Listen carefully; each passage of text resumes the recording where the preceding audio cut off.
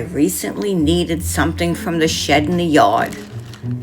I came across this old dust-covered leaded suitcase.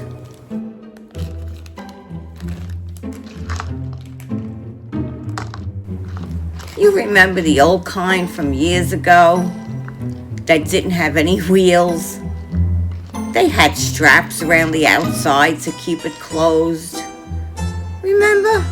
No locks because nobody stole your belongings in those days. Just that thin leather strap, like a small belt on both sides. I guess you get the gist of what I mean. And at first glance, I ignored this suitcase.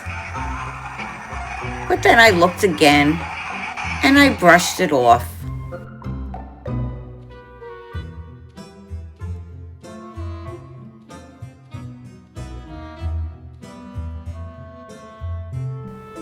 I realized it had tags with faint handwriting from our country home in Saugerties, New York.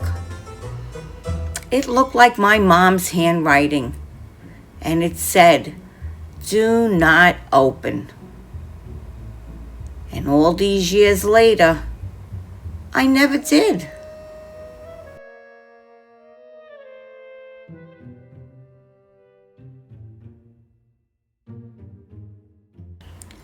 But I did move this from place to place with me, no matter where I moved.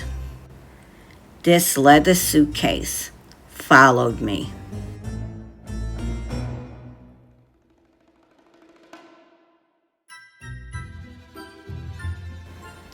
That house burned down in the late 60s. We always believed it was arson, although no one ever proved it, and at the time I was still in school. And for me, a city kid from New York, summers in the country were like stepping into another world.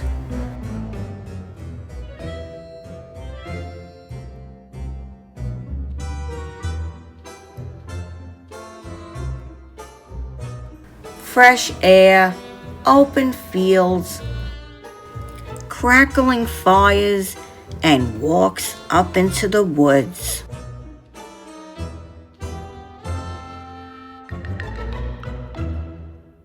Long nights filled with stories told under the stars. Friends who became family, secrets whispered between creaking floorboards.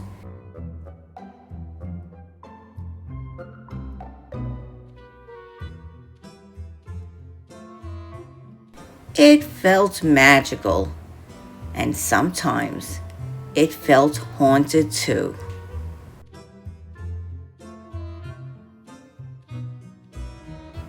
I was always told, never go up into that attic. Unsafe, they said. Too many broken beams, too much dust.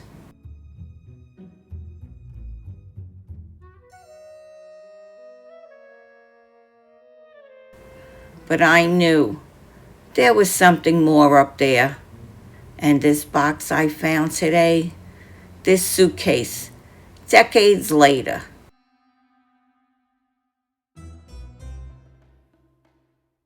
seemed like proof. Today was the day I opened it. And I gasped. Inside was this strange collection of carved pumpkins.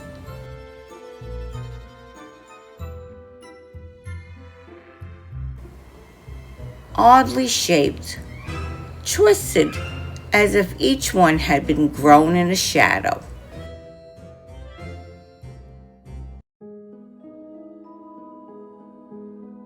And nestled among them, molded in silence, were skulls. Not real ones, but carved, painted, and worn. This was the kind of thing you'd expect to find in some old folk tale.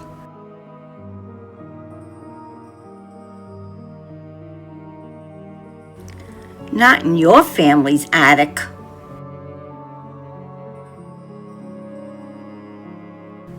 Then it struck me. This was an Objet Trouvé.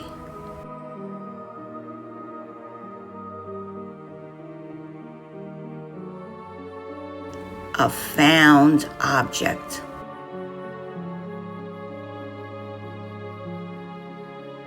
Something abandoned, waiting to be discovered.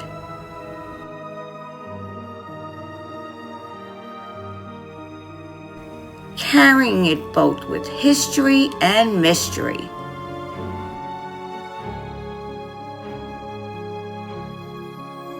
It wasn't just a suitcase. This was a story left unfinished.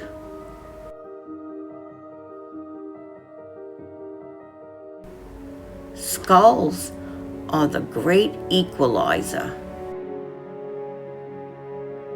They strip away the masks of flesh, the identities we cling to. They remind us of the one truth we cannot escape.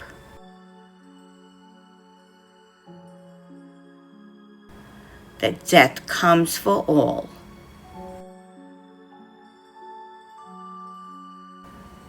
They are a memento mori. A warning that life is fragile and finite. That everything we build one day will crumble to bone and dust. Pumpkins, by contrast, speak of life and abundance. They are swollen with the promise of harvest. With nourishment and warmth by the fire when autumn winds bite.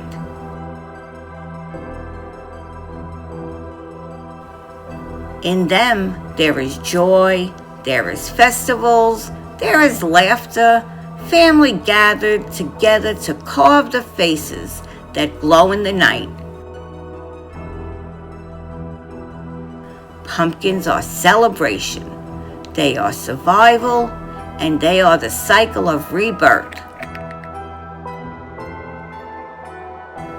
But together, skulls and pumpkin, they form a more unsettling union.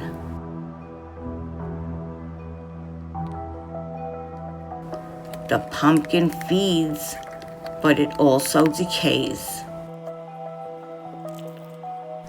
The skull is death, but it also is what remains after life has run its course.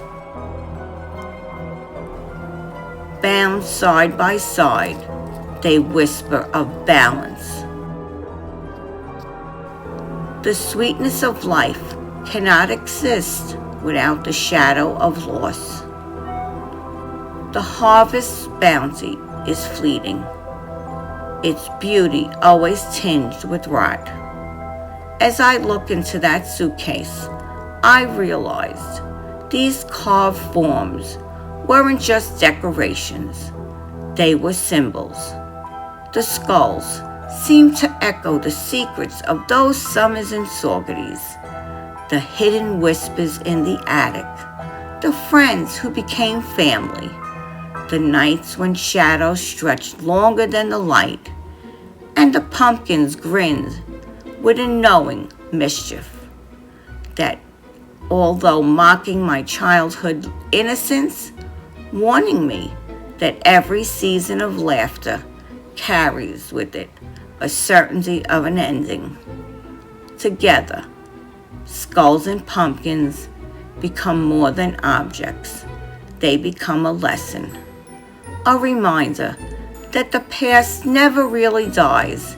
It lingers in bones, in harvests, in old suitcases marked "Do not open." Sometimes it waits in memory. Sometimes it waits in the attic of a house that no longer stands. And sometimes it waits in the shadows until we finally dare to open the box. And so, that suitcase was never just about what it carried. It was about what it revealed.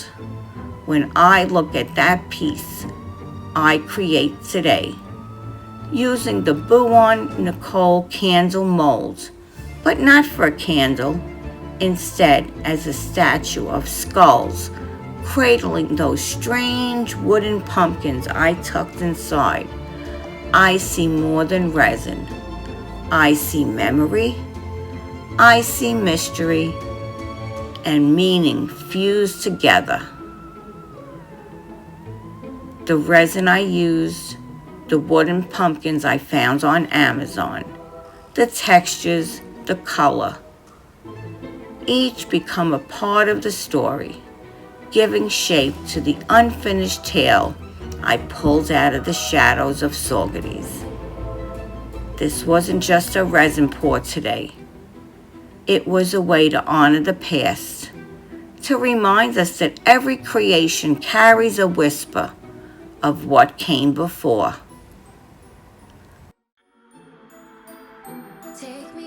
I want to give a special thank you to Boowan Nicole for this incredible mold and for allowing me the privilege of being an ambassador. Their designs inspire me time and time again to bring more than just art to the table. They allow me to bring stories to life. I want to thank my subscribers and my loyal members.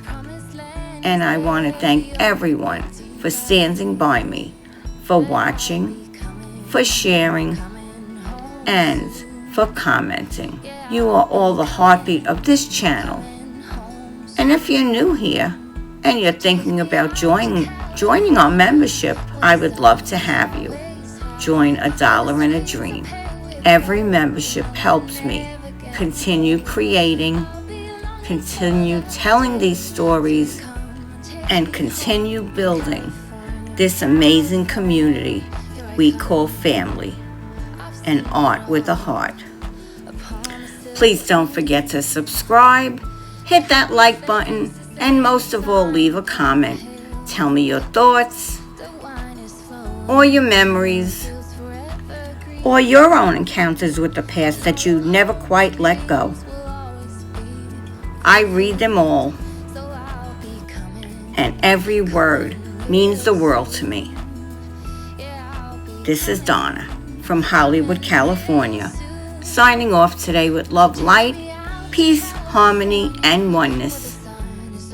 This is where art meets emotion, where resin tells a story, where every video is like a warm hug, where you can feel inspired, educated, and connected by community. It's not just paint, it's art by Donna. Art with heart. Till next time, Aishu Crafty Kids Club, the Paper Queen, will be following me next. You're not going to want to miss her.